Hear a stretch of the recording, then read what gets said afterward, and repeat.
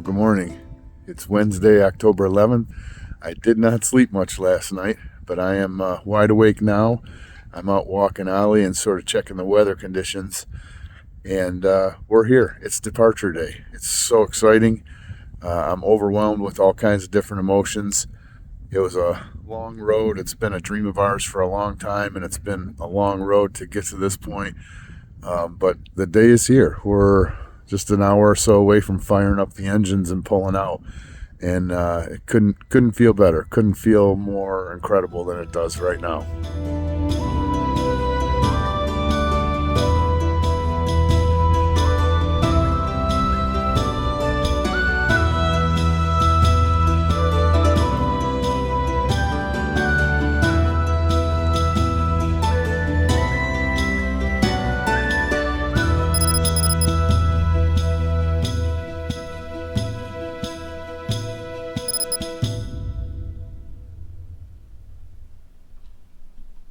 Just before 7 bells, and I'm up in the bridge at the helm getting things fired up, going through pre-game checks. Kathy's getting ready. My mom is here to see us off. Laura's here to see us off. Countdown is on. Well, engines are running. We are warming up. All systems are normal. Still a little dark out, but it's a cold morning, so we're going to let the engines slow roll and warm up. And back on out of here.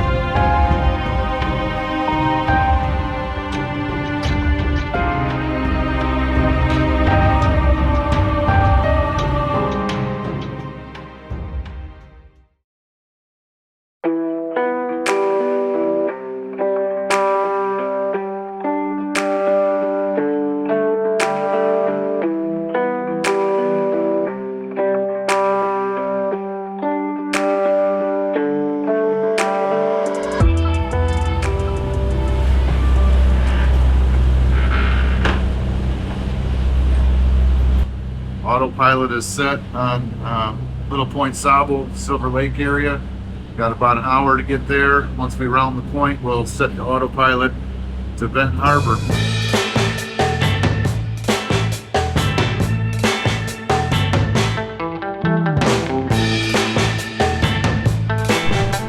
He's calming down. A little nervous at first, but he's doing good now. We all are, I think.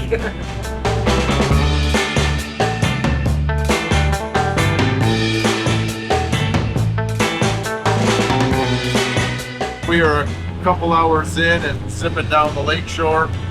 I think we're just off Muskegon or maybe Whitehall.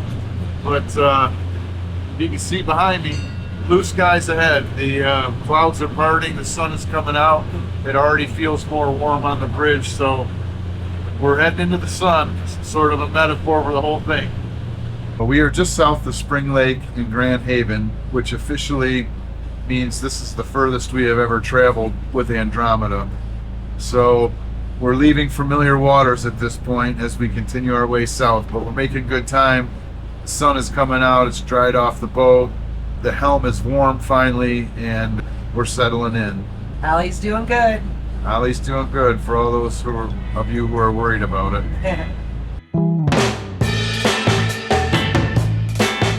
We are approaching the St. Joe Benton Harbor pierheads after about 8-9 hours on the water. We're about 20 minutes out and getting ready to tie up to the wall and probably have our first docktail to celebrate day one. I'm looking forward to it.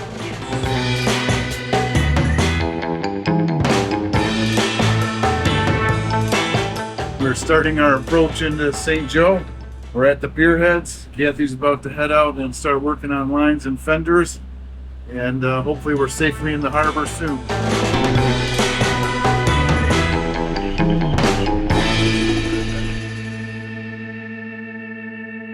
About 1/2 nautical mile into the St. Joseph River channel, we approach the St. Joe Railroad swing bridge.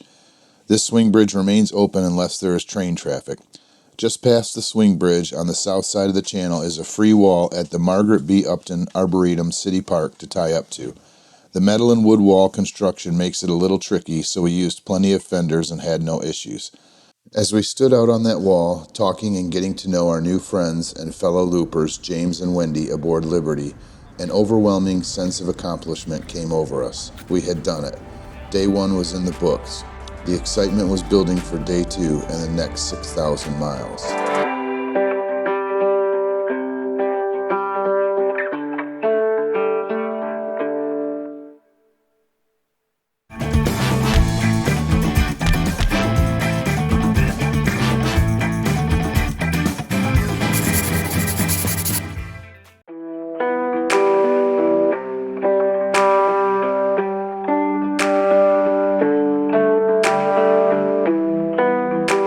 Morning. It's day two. Everything went excellent day one. It was so epic. It was just incredible. But this is the morning of day two, and we are warming up the engines and going to make our way from the free wall in St. Joe across to Hammond, Indiana to tie up for a few days. And the weather looks good so far. We are making a decision here as we speak whether we'll hug the shoreline or if we'll cut straight across. Well, we are underway. We are just outside St. Joe Harbor, making way south. We are going to hug the shoreline. It is an easterly wind, but we're not going to risk it. We don't want to get caught out in the middle of the lake should the wind pick up. So we are behind a buddy boat. We are following Liberty, some friends we met last night, and we're due to hit Hammond about the same time today. So we're just going to slow roll it down the coast and stay out of any waves that pick up, and everything looking good so far.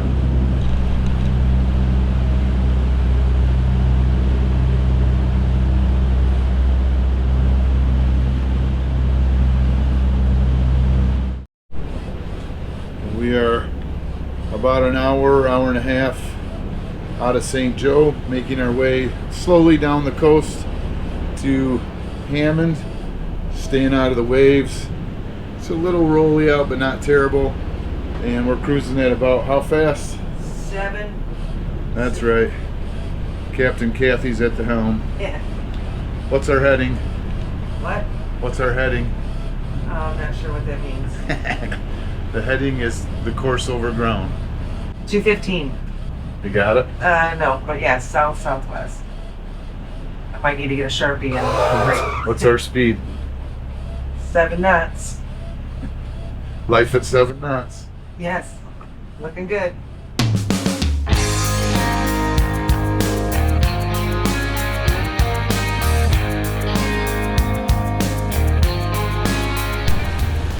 We are looking over at Michigan City.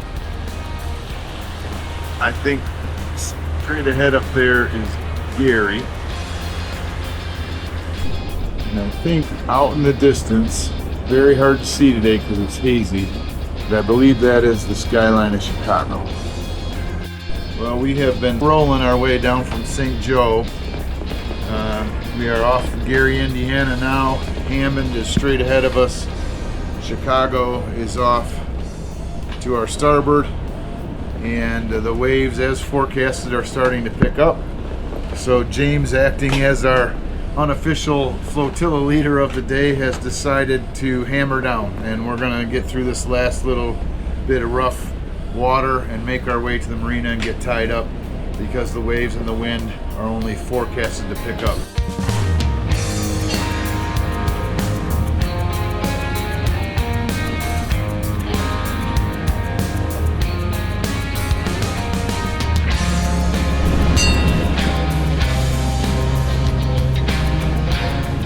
Two to fours, that'll ring the bell.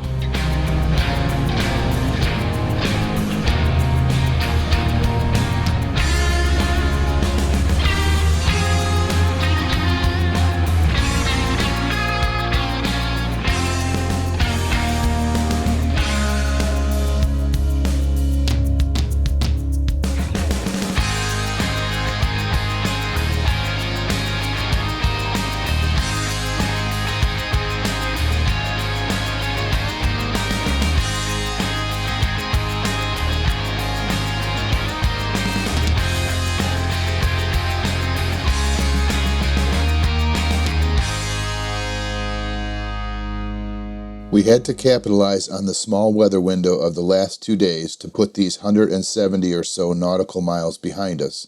The weather was due to kick back up with high winds and big waves. The Hammond Marina is centered between Gary, Indiana and Chicago at the south end of Lake Michigan. It is also about 2 nautical miles from the inlet to the Cal-Sag River. The Horseshoe Casino is located on the marina site. This year, the marina was packed with loopers. There were over 60 when we arrived. The Hammond Marina is the staging ground as all the loopers meet up with their assigned flotillas and prepare to enter the river system.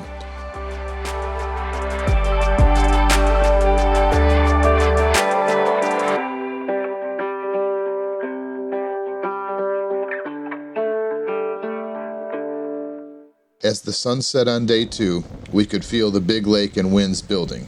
We hadn't really processed just how long we would have to wait it out in Hammond, and although it was good to be tied up safely in a marina, we would be surprised at just how exposed we really were.